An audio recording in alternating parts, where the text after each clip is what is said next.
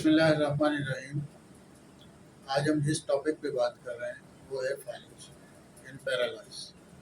Paralysis एक ऐसी बीमारी है जो बज़ाते खुद कोई बीमारी तो नहीं होती, इसके पीछे बहुत सारे रीज़न होते हैं।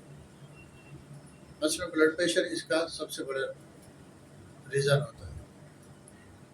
ब्लड प्रेशर शूट करने से इंसान के दिमाग में, जब ब्लड प्रेशर शूट करता है तो दिमाग की कोई ना कोई शरेआन फट जाती है, जिसकी वजह से क्लॉट होता है। ब्लड प्रेशर होता है, क्लॉट होता है, स्ट्रोक जिसको स्ट्रोक भी कहते हैं। जब वो इलाका डैमेज होता है, ब्रेन के वो सेल डैमेज होते हैं, तो वो किसी भी इलाके का हो सकता है। इंसान के जो दिमाग होता है, इसका राइट साइड लेफ़्ट साइड को कंट्रोल करता है और लेफ़्ट साइड राइट साइड को कंट्रोल करता है। अगर जिस दिमाग के जिस हिस्से में भी आपके अटैक होता है, वहाँ के सेल डैमेज होते हैं, तो वही इलाका जिस्म का, इंसान के जिस्म का, वो पैरालाइज हो जाता है। और पैरालाइज की 3-4 किस्में होती हैं। मसलन एक पूरे जिस्म का जो फालिज होता है, जिसको कार्डियक कहते हैं, कार्डियक एक पूरे जिस्म के फालिज को कहते हैं। हेमिप्लेजिया आधे जिस्म के फालिज को कहते हैं। पैराप्लेजिया लोअर जिस्म के फालिज को कहते हैं। मोनोप्लेजिया एक टांग के फालिज को कहते हैं। अब ये अलग अलग फालिज होते हैं जो इंसान की ज़िंदगी में मुख्तलिफ बीमारियों की शक्ल में महसूस होते हैं। अब फालिज से बचने की बहुत सारी तदाबीर होती हैं।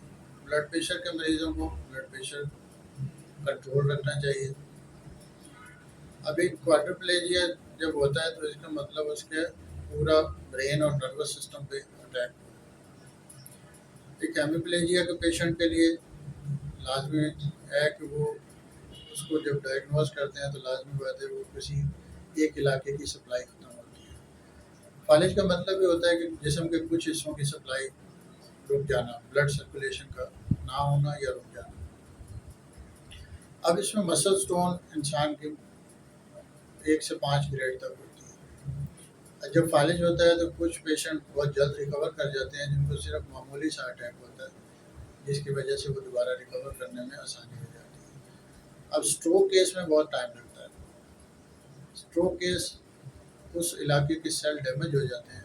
ब्रेन के सेल जो भी डैमेज होते हैं स्ट्रोक की वजह से, ब्लड क्लॉट होने की वजह से, उसमें उसको दोबारा बनने में बहुत टाइम लगता है, क्योंकि जो नेबर सेल होते हैं वही उस इलाके के दूसरे उस जो सेल डैमेज होते हैं उसके नेबर सेल काम करते हैं, तब जाके वो इलाका दोबारा रिकवर होता है, उसकी सर्कुलेशन दोबारा बहाल होती है। वो समझे कि एक हमसाया दूसरे का काम कर रहा है। हेमिप्लेजिया में भी ऐसा ही होता है कि उसके दिमाग का एक हिस्सा अगर राइट साइड पे हुआ है तो उसका लेफ़्ट ब्रेन डैमेज हुआ है, अगर लेफ़्ट पे हुआ है तो राइट डैमेज हुआ है। अब उसमें टिश्यूज़ डैमेज हो जाते हैं, सेल डैमेज हो जाते हैं। नेबर सेल जब काम करने शुरू करते हैं तो वो फालिज की कैफियत बेहतर हो जाती है। इसी तरह टांग का फालिज है, बाजू का फालिज है, किसी 2 बाजुओं का फालिज है, मोनोप्लेजिया में 2 तरफ फालिज हो जाता है। कुछ में सिर्फ 2 बाजुओं का फालिज होता है, किसी को एक टांग पे फालिज हो जाता है। अब इसकी बहुत सारी वजूहात हैं। जैसे मैंने पहले कहा कि ब्लड प्रेशर इसकी सबसे बड़ी है, पर डिप्रेशन, जो लोग डिप्रेशन में रहते हैं उनको लिए भी इसमें चांसेस बहुत ज़्यादा होते हैं। नंबर 3 इसमें शुगर का आंसर भी आजकल इसमें काफ़ी हद तक पाया गया है।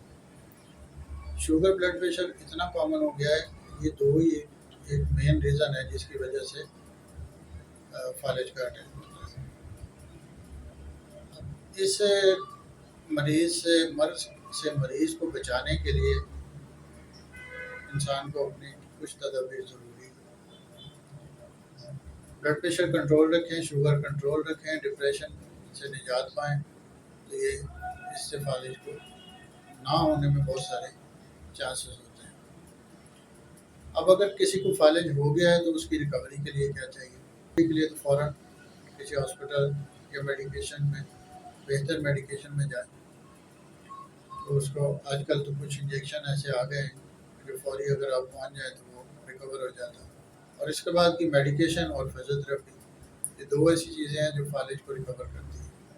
اب ایک سٹروک کیس میں ایک پیشنٹ کو ریکور کرنے میں 3 سے 6 اس لیے بہتر ہے کہ اس 3 سے 6 مہینے کی پرابلم میں پھنسنے سے بہتر ہے کہ بندہ پہلے ہی اپنی جو نارمل ریشو ہے جسم کا، بلڈ پریشر ہے، شوگر ہے، ڈپریشن ہے، اس کو کنٹرول میں رکھے۔ فالج کی لازمی بات ہے، جب انسان کے کولیسٹرول لیول بڑھتا ہے، کولیسٹرول لیول بڑھنے کے بہت سارے ذرائع ہیں۔ آج کل جتنا جنک فوڈ ہے، باربیکیو ہے، تلی ہوئی چیزیں ہیں، پیزا، برگر، یہ ساری چیزیں فالج میں بہت زیادہ انوالو ہوتی ہیں۔